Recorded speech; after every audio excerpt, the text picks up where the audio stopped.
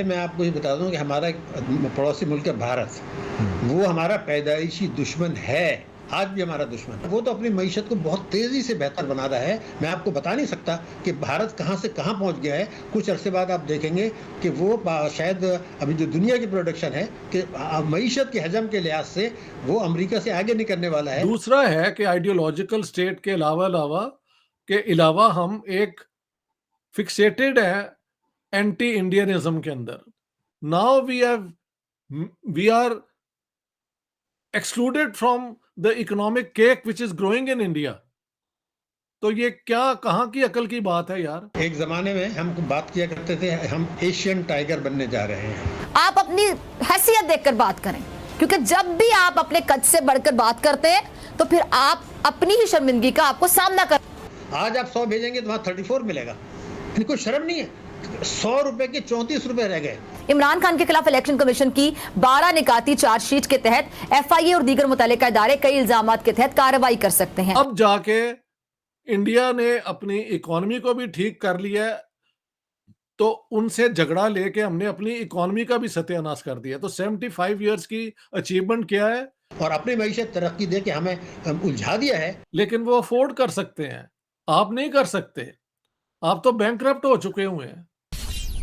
जय हिंद दोस्तों, very warm welcome to Hindustan special channel. जैसा कि दोस्तों आपने क्लिप में देखा, पाकिस्तान भारत की इतनी तेजी से तरक्की करने पर कितना हैरान परेशान है। मोदी जी के नेतृत्व में आज भारत हर दिन नई ऊंचाइयों को छू रहा है। पाकिस्तानी मीडिया ये चर्चा कर रहा है कि हमारा हमसाया आज तरक्की की राह पर इतनी तेजी से आगे बढ़ रहा है और हम दिन ब दिन डूबते चले जा रहे हैं। हम दिन रात भारत को बर्बाद करने की प्लानिंग बनाते रहते हैं और इसी चक्कर में हम खुद दिवालिया होने की तरफ बहुत तेजी से बढ़ रहे हैं। आज पाकिस्तान की हालत श्रीलंका से भी बुरी होती जा रही है। दूसरी तरफ पाकिस्तान के इलेक्शन कमीशन ने फॉरेन फंडिंग केस में इमरान खान के खिलाफ अपना फैसला सुना दिया है। इस फैसले से इमरान खान और उसकी पार्टी पर पूरी तरह से बैन भी लगाया जा सकता है। इस डेवलपमेंट से भी पाकिस्तान में हर तरफ अफरा तफरी दिख रही है। आज की वीडियो में पाकिस्तानी मीडिया ने और क्या कहा, तो चलिए दोस्तों आज की वीडियो की तरफ चलते हैं। Thank you so much. दूसरा है कि आइडियोलॉजिकल स्टेट के अलावा हम एक फिक्सेटेड है एंटी इंडियनिज्म के अंदर, जिसकी वजह से हमें अपना डिफेंस एक्सपेंडिचर बहुत हाई रखना पड़ता है to keep level with India. और जाहिर है हमारे रिसोर्सेज तो नहीं है उसको मैच करने को। तो दुनिया में तरीका ये है कि आप अमन की तरफ चलें ताकि इस किस्म का एक्सपेंडिचर जो है आपका रीजनेबल हो जाए। 75 साल में हम अब कोई जमहूरियत नहीं बना सके। अब जाके इंडिया ने अपनी इकोनॉमी को भी ठीक कर लिया है, तो उनसे झगड़ा लेके हमने अपनी इकोनॉमी का भी सत्यानाश कर दिया। तो 75 इयर्स की अचीवमेंट क्या है? First we dissed democracy, now we are excluded from the economic cake which is growing in India. तो ये क्या कहाँ की अकल की बात है यार? किसने इनको, यानी ये शॉर्ट साइटेड इनकी सारी सियासत है कि नफरतों को उभार के तो झगड़े करवा दो। तो वो चले गए जिनके साथ झगड़ा किया था। डॉक्टर साहब आपने कहा कि the cake which is growing, the cake which is enlarging in India, हमें जाके देखिए वो कहते हैं एक मॉडल होता है, उसे डॉक्टर साहब कहते हैं ग्रेविटी मॉडल ऑफ ट्रेड। यानी कि जो आपको कारोबार वहां करना चाहिए जो मार्केट्स नजदीक होती है। इंडिया एक बड़ी मार्केट है, चाइना मैं यही कह रहा हूँ, बिल्कुल बिल्कुल बिल्कुल। हाँ जी।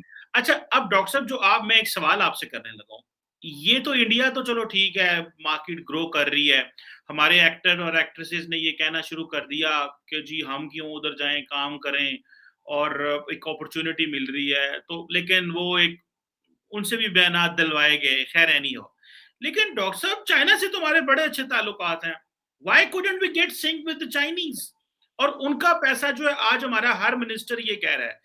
रिसेंटली पाकिस्तान की जो इकोनॉमिक एडवाइजरी काउंसिल है और जो हाईएस्ट इकोनॉमिक बॉडी है, उसने कहा था कि 30 if I am not wrong 35%, मुझे एग्जैक्ट नंबर भूल गया है, आउट ऑफ हाँ 33 या 35% जो इन्वेस्टमेंट है चाइनीज, वो फ्लॉड है। ये डॉन की बहुत बड़ी स्टोरी थी।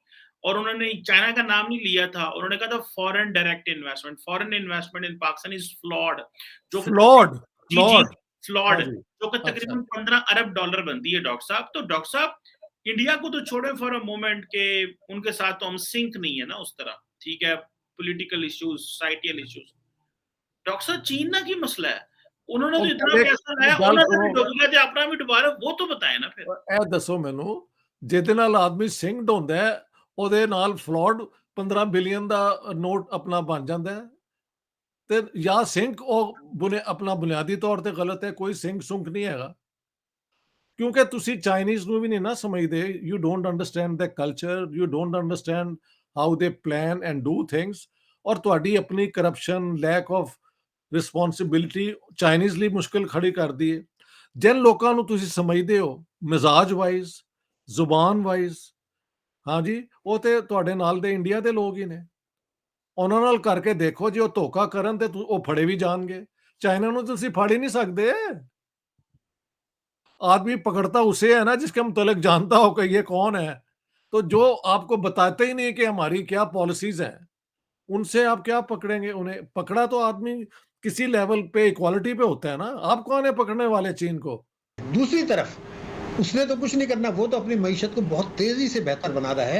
मैं आपको बता नहीं सकता कि भारत कहां से कहां पहुंच गया है। कुछ अरसे बाद आप देखेंगे कि वो शायद अभी जो दुनिया की प्रोडक्शन है कि मईशत के हजम के लिहाज से वो अमेरिका से आगे नहीं करने वाला है। अलबत्ता फीकस आमदनी में वही गुर्बत रहेगी, तो वो अलग मौजू है। मगर जो चीज़ की तरफ मैं इशारा कर रहा हूँ कि मोदी ने बिल्कुल वाज़ेह तौर पर यह किया, तनाव बढ़ाओ और पाकिस्तान जो है ना इन्हीं झगड़ों में निडर है, भारत की दुश्मनी ट्रेड न होने दें, लेकिन अपनी मईशत को तेज़ रफ्तारी से कर रहा है और उसको इसमें कामयाबी हो रही है, उसकी मईशत तरक्की कर रही है। दूसरी तरफ आप चले जाएं यूरोपियन यूनियन और अमेरिका, वो ये समझते हैं जिसका आपने इशारा किया कि ये एक मुल्क एक जौहरी ताकत है, इस मुल्क की स्ट्रेटेजिक लोकेशन बहुत शानदार है, इसमें गवादर है, लोग इनके पास जो रिजर्व्स हैं मुख्तलिफ चीज़ों के, अगर ये इन सब चीज़ों को इस्तेमाल करें, कभी कोई ऐसी हुकूमत आ गई जो मुल्क से मोहब्बत करें और बोल्ड भी हो, तो वो इस मुल्क को ऐसे ले जा सकता है चंद बरसों में कि आप खित्ते की मजबूत तरीन, क्योंकि भारत के साथ कोलेस्ट्रॉल बहुत बड़ा है आबादी का,